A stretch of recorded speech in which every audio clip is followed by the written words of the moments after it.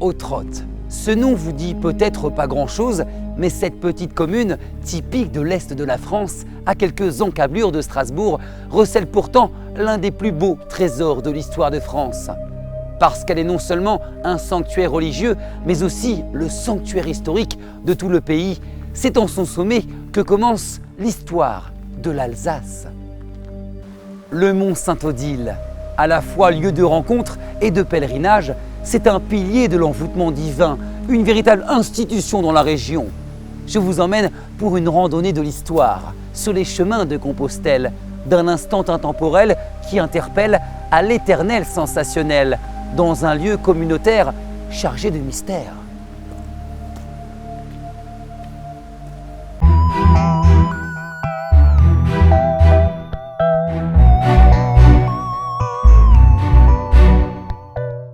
Bien des chemins conduisent au Saint-Odile, mais que l'on soit d'ici ou d'ailleurs, il faut de toute façon franchir une des énigmes archéologiques les plus puissantes que connaît le vieux continent, en plein cœur de la forêt des Vosges où nous sommes actuellement. Il suscite une curiosité ahurissante qui dépasse les frontières naturelles, le mur dit païen. Il s'agit d'une vaste muraille impressionnante de 11 km qui couronne le sommet de la montagne. Elle est constituée de pas moins de 300 000 blocs cyclopéens comme celui-ci. Certaines parties bien conservées font près de 3 mètres de hauteur pour 2 mètres de largeur. Une œuvre colossale qui reste une énigme aujourd'hui. Si pour un visiteur non averti, il s'agit uniquement d'un vieux mur, on ne sait toujours pas qui a pu construire cet ensemble. Le plus gigantesque mur d'enceinte d'Europe, dans ce lieu qui ne comportait à l'origine qu'une seule source à faible débit. Il est admis qu'il fut construit par les Celtes. Son nom actuel vient du pape Léon IX, qui l'a daté de l'époque pré-chrétienne, qualifiée de païenne, d'où son nom mur païen. Quelle était sa fonction principale? Toutes les hypothèses sont ouvertes. Aurait-il été construit pour protéger non seulement la population, mais aussi le bétail contre d'éventuels agresseurs extérieurs? C'est fortement possible. En effet, à l'époque, les forêts dans cette région étaient peuplées d'ours et de loups. Et ces derniers, en étant affamés, auraient pu s'attaquer aux animaux, voire aux hommes. Quoi qu'il en soit, il est clair que nous sommes là en présence d'un mystère bien épais.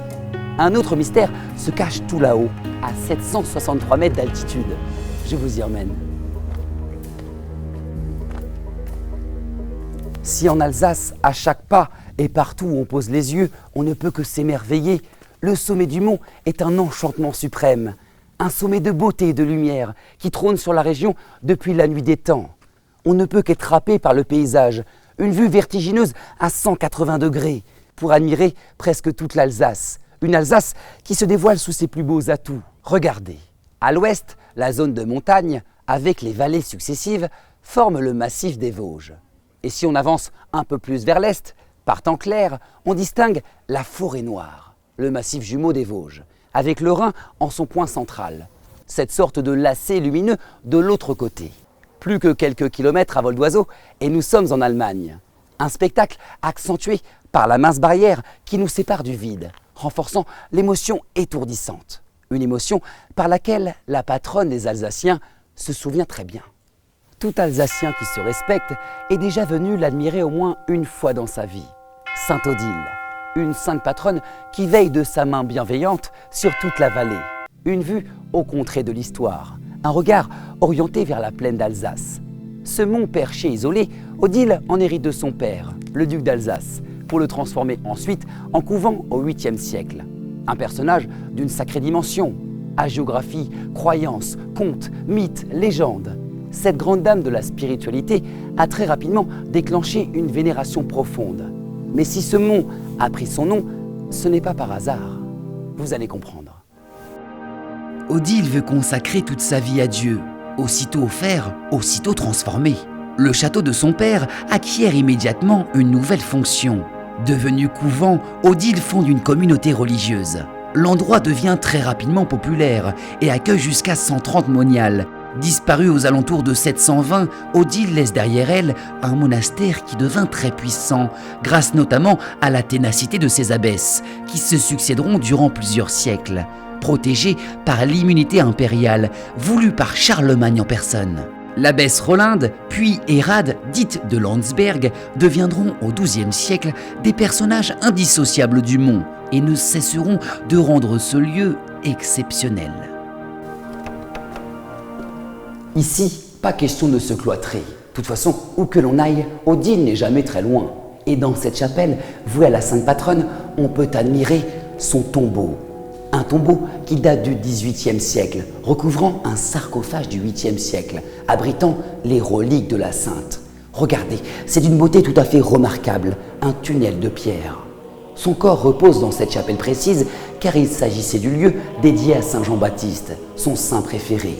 Un tombeau à l'intérieur d'une salle unique où l'on peut contempler de nombreux témoignages à travers de multiples tableaux, à l'image du personnage qu'était Sainte Odile. Pour l'anecdote, d'ailleurs méconnue, ce sarcophage fut ouvert pour la première fois en 1354, lors d'une visite de l'empereur des Romains Charles IV, afin de récupérer l'avant-bras de Sainte Odile. En effet, l'empereur collectionnait des reliques de saints de tout l'Empire pour enrichir le joyau qu'il était en train de construire, le trésor de la cathédrale Saint-Vit de Prague. Une relique qui se trouve toujours dans la ville aujourd'hui. Une petite histoire pour une grande dame. C'est en contrebas du couvent que se situe le Petit Lourdes alsacien, celle que l'on appelle la source de Sainte Odile. Mais si elle n'a d'apparence rien d'extraordinaire, elle aurait des vertus miraculeuses. Selon une légende bien ancrée dans la région, c'est en ce lieu que Sainte Odile elle-même, en se rendant à Niedermünster, rencontra un aveugle assoiffé. Frappant le rocher de son bâton, elle fit jaillir une source dont l'eau guérit l'infirme. Une eau avec des pouvoirs supposés magiques, réputée pour soigner les troubles oculaires. C'est pour cette raison que nombreux s'y pressent pour boire cette eau, se laver les yeux ou simplement admirer et se recueillir pour prier Dieu dans cet isolement exaltant. Croyance ou pas, rien ne nous empêche d'essayer.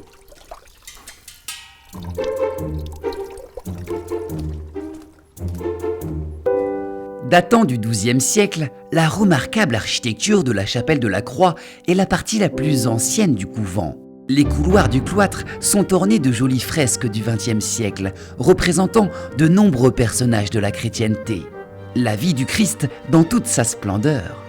À l'extérieur de l'édifice principal, le couvent est flanqué d'admirables petites chapelles. Parmi elles, la chapelle des larmes, construite sur le site de l'ancien cimetière mérovingien, elle doit son nom parce que Sainte Odile venait souvent répandre ses larmes après la mort de son père. Mains jointes, tête courbée, drapée rouge, Odile venait prier pour le salut de son âme. La chapelle impressionne par la finesse de ses dorures. Ici, une coupole a pour sujet les sacrifices du Nouveau Testament. Au centre, le Christ. Autour de lui, 10 personnages représentant les vertus. Des mosaïques pleines de couleurs qui embellissent ces personnages. La chapelle des Anges est une ancienne tour de surveillance du XIIe siècle, transformée en sanctuaire. La mosaïque représente Odile en extase. L'intérieur, faiblement éclairé par 3 petites baies romanes, insiste sur son apparence éclatante. La basilique de l'abbaye est un haut lieu de l'adoration perpétuelle. Ici, des fidèles se relaient 7 jours sur 7 pour prier.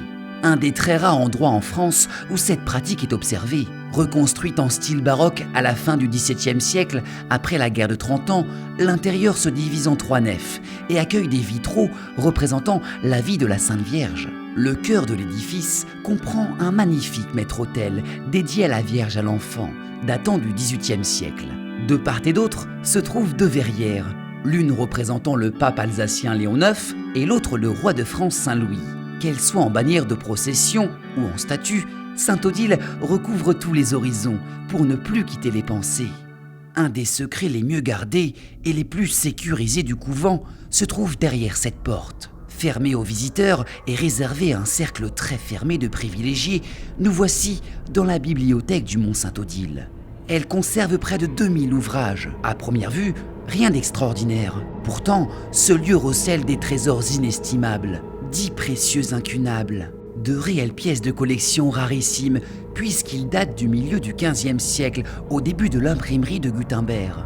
Une richesse telle qu'au début des années 2000, ces trésors disparaissent les uns après les autres. Une affaire digne des plus grands romans policiers, Le nom de la rose, le mystère de la chambre jaune. Mystère qui a fini par être découvert à travers un passage secret par lequel notre Arsène Lupin des temps modernes avait volé plus de 1000 ouvrages pour sa collection personnelle. Tout est bien qui finit bien, ils ont tous été retrouvés intacts quelques temps plus tard. Et dans cet endroit se trouve un petit joyau, le flamboyant cétonave de Sainte-Odile, en bois de chêne, qui contenait au XIXe siècle les reliques de la sainte. Juste à côté, autre lieu très privilégié. Rares sont les personnes qui ont pu le pénétrer. On peut y voir de nombreuses fresques illustrant la vie du saint, enrichies par des couleurs et détails minutieux, des murs au plafond. Rien n'est laissé au hasard, ce qui donne une nature d'autant plus singulière à cet endroit caché. Situation stratégique oblige, attaqué, pillé, incendié, le couvent fut maintes fois ravagé et reconstruit jusqu'à la Révolution.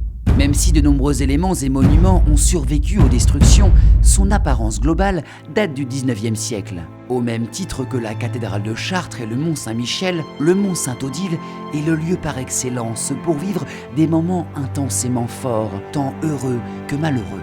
20 janvier 1992, 19h20, vol 5148. L'Airbus A320 de la compagnie Air Inter assure la liaison Lyon-Strasbourg. Il compte à son bord 96 personnes. Météo exécrable. Un épais brouillard et une nuit qui est déjà tombée en ce mois de janvier rend la visibilité très faible. Et pour cause. Pour préparer son atterrissage, l'avion entreprend un demi-tour qui impose de survoler les forêts vosgiennes. Erreur de pilotage. L'avion s'écrase en pleine colline boisée, loin de tout habitat, à une vitesse de 345 km/h, au lieu dit La Blosse, à 3 km du mont Sainte-Odile. Vent, neige et une température de moins 5 degrés compliquent l'intervention des secours. Le bilan de la catastrophe est terrible, 87 morts, 9 survivants, 8 passagers et 1 membre d'équipage. Sujet éminemment sensible dans la région, les procédures judiciaires se terminent seulement depuis peu. Le lieu du crash est aujourd'hui lieu de mémoire. Le nom des victimes a été gravé sur une plaque de marbre. 3 stèles en pierre pointent vers le ciel. La vaste clairière est bien paisible, mais l'atmosphère pesante pour longtemps.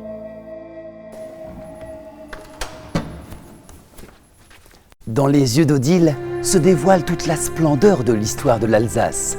Un destin exceptionnel d'un personnage qui a traversé l'histoire pour devenir, au XXIe siècle, message de foi, de paix et de charité. Cette terre burinée par une histoire contaminée de conflits et mélancolies est aujourd'hui une sentinelle de l'avenir, un modèle nourri par l'espérance. Quoi de mieux comme entracte d'entrer en contact directement avec les cieux ou avec la nature de façon autodidacte et intacte, sans artefacts ni d'obstacles.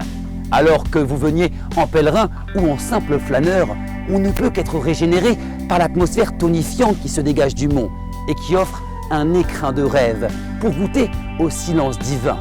Une échappée spirituelle dans un haut lieu de l'adoration perpétuelle dont vous respirerez inéluctablement la liberté et la sérénité.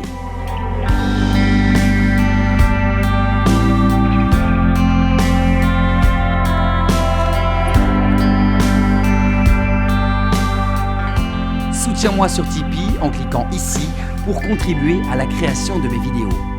Le mont Sainte-Odile, un mont au nom d'une liberté assurée.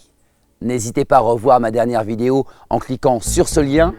Suivez-moi sur les réseaux sociaux, Facebook, Snapchat, Instagram.